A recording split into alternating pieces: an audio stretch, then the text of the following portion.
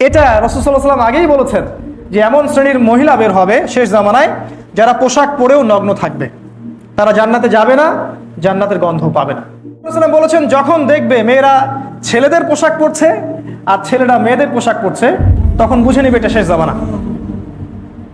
আজকে যদি আপনি মেয়েদের দিকে তাকান, বাহ্যিক গেট আপ দেখবেন, তারা কোট পরছে, তারা টাই পরে ব্যাংকে বসে আছে, তারা প্যান্ট পরছে। আর আমরা এটাকে বলছি প্রোগ্রেস, প্রগতি, এগিয়ে যাওয়া। অপ্রতিরোধ্য গতিতে নারীরা এগিয়ে যাচ্ছে, তাই না? আজকে আমরা এগুলো বলছি।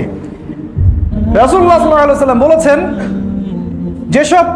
যেসব মহিলা পুরুষের পোশাক পরে আর যেসব পুরুষ মহিলার পোশাক পরে, এদের উপরে আল্লাহ এবং তার রাসূলের লানত, অভিশাপ বর্ষিত হয়।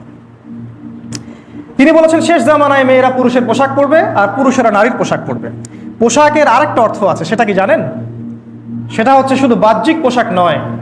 পোশাক মানে হচ্ছে সোশ্যাল ফাংশনাল রোল, মানে সমাজের যে জায়গায় পুরুষদের থাকার কথা ছিল সেখানে মহিলারা চলে আসবে, আর যে জায়গায় মহিলাদের থাকার কথা ছিল সেখানে পুরুষরা চলে যাবে। আপনি আজকে দেখবেন যে কোনো প্রতিষ্ঠান, ব্যাংক, এনজিও, রাষ্ট্র, সমাজ, এভরি সিঙ্গেল সেক্টর মহিলারা নেতৃত্ব দিচ্ছে, পুরুষেরা তার পিছে ইয়েস স্যার, ইয়েস স্যার করছে। আমি যদি ভুল বলি আমাকে কারেকশন করে দিবেন। আর ঠিক বিপরীত চিত্র দেখবেন ছেলেদের ক্ষেত্রে, তারা মেয়েদের রোল প্লে করছে ঘরে। এই হলো ফাংশনাল রোলের পরিবর্তন, যেটা শেষ জামানায় হবে। এর ফলে কি হবে? এর ফলে পরিবারগুলো ভেঙে যাবে। কারণ পার্ট টাইম মাদার কখনো সুস্থ সন্তান জন্ম দিতে পারে না, আর সেই সন্তান কখনো নেককার সালেহীন সন্তান হয়ে বেড়ে উঠতে পারে না। যে সন্তান মায়ের স্নেহ নিয়ে বড় হয়নি, ডে কেয়ার সেন্টারে বড় হয়েছে, ওই সন্তান যখন বড় হবে সে এই পিতামাতাকে ওল্ড এজ, ওই যে বৃদ্ধাশ্রম আছে সেখানে পাঠিয়ে দিবে। আকিফাউন কিরাম, ইকুয়াল প্রতিশোধ। যেই ছেলে আর মেয়েকে আজকে ডে কেয়ার সেন্টারে রাখা হচ্ছে এই প্রগতির নামে, চাকরি বাকরির নামে, ওই ছেলেগুলো যখন বড় হবে তখন এই পিতামাতাকে বৃদ্ধাশ্রমে পাঠিয়ে দিবে। এই হলো একটা শেষ জামানার বড় সাইন। আর ছেলেদের দিকে তাকান, দেখবেন ছেলেরা নাকের ফুল, কানের দুল পড়ছে, নাকের ফুল পড়ছে, হাতে বালা পড়ছে, চুল বড় বড় রাখছে, তাই না? মেয়েদের মতো পোশাক পরছে। সবচেয়ে বড় কথা হচ্ছে তারা মেয়েদের মতো চিন্তাও করছে। আজকে ছেলেদের মস্তিষ্ক মেয়েদের কাছে চলে গেছে, মেয়েদের মস্তিষ্ক ছেলেদের কাছে চলে গেছে। চিন্তা ভাবনার মধ্যে একটা মেয়েলি স্বভাব, ছেলেদের পুরুষত্বটা নাই, গলার ভয়েসটা পর্যন্ত মেয়েলি হয়ে গেছে।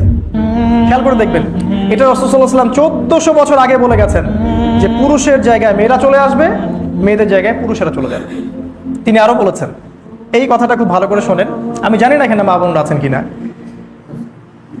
রাসূল সাল্লাল্লাহু আলাইহি ওয়াসাল্লাম বলেছেন শেষ জামানায় দুই শ্রেণীর মানুষ বের হবে যাদেরকে আমি কখনো দেখিনি, আমি এখনো দেখিনি। মানে রাসূল সাল্লাল্লাহু আলাইহি ওয়াসাল্লামের সময় তারা ছিলেন না, শেষ জামানায় তারা আসবেন। তারা কারা? এক শ্রেণীর মানুষ হচ্ছে যাদের হাতে থাকবে লাঠি, তারা সব সময় নির্মমভাবে মানুষকে পিটাবে,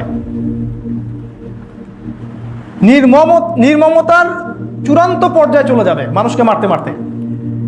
আজকে দেখছেন না কি হচ্ছে? ভেঙে বলার তো প্রয়োজন নাই, আজকে আবরারদের সংখ্যা তো দিন দিন বাড়ছে, তাই না? আর আরেক শ্রেণীর মানুষ হচ্ছে যাদেরকে আমি দেখিনি, তারা হচ্ছে এমন সব নারী যারা পোশাক পরেও নগ্ন থাকবে। তারা নিজেরাও পুরুষদেরকে আকৃষ্ট করবে আর তারা নিজেরাও পুরুষদের দিকে আকৃষ্ট হবে।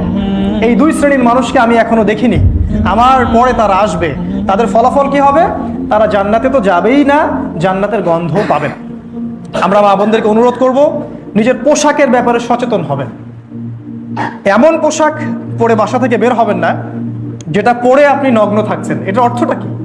অর্থটা হচ্ছে এমন পোশাক পরা যে পোশাকটা এত আঁটো যে শরীরের অঙ্গ বোঝা যায়, এত পাতলা শরীর দেখা যায়, বা পূর্ণ হিজাব ঢাকা নাই। মেয়েদের যতটুকু খোলার তার বাইরে সবকিছুই লজ্জাস্থান। মেয়েদের হাঁটুও লজ্জাস্থান, মেয়েদের কোমরও লজ্জাস্থান।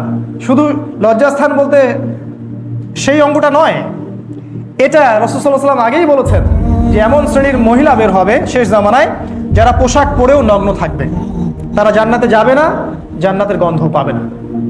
জেনারেল পোশাক, আজকে সংস্কৃতির নামে যে পোশাক আপনাদেরকে পরানো হচ্ছে সেগুলোর কথা বাদই দিলাম। বোরখার মধ্যেও এমন অশ্লীলতা চলে আসছে যেগুলো পড়ার চেয়ে না পড়াই ভালো বলে আমার মনে হয়। আপনি নিজের ভালো চিন্তা করবেন, আমি আমার মতামত দিলাম মাত্র। পোশাক এমন হবে যেটা ঢিলে ঢালা আঁটো হবে না, এমন পাতলা হবে না যেটা বাইরে থেকে ভিতরের অঙ্গ দেখা যায়, এমন পোশাক হবে না যেটা মুশরিকদের সাথে সাদৃশ্যপূর্ণ, এমন পোশাক হবে না যেটা অত্যন্ত চাকচিক্যময়, যেটা দেখলে আকর্ষণ সৃষ্টি হয়। কারণ মেয়েরা আল্লাহর সবচেয়ে সুন্দর ক্রিয়েশন, ওদেরকে দেখলে ছেলেদের আকর্ষণ সৃষ্টি হবে। অতএব নিজের সম্মান রক্ষার চেষ্টা নিজেরা করবেন। আল্লাহ পাক আমাদের মা বোনদেরকে হেদায়েত দান করুন, আল্লাহুম্মা আমিন। তাদেরকে হাজেরা আলাইহিস সালামের মতো আল্লাহর পথে কবুল করে নিন, আল্লাহুম্মা আমিন।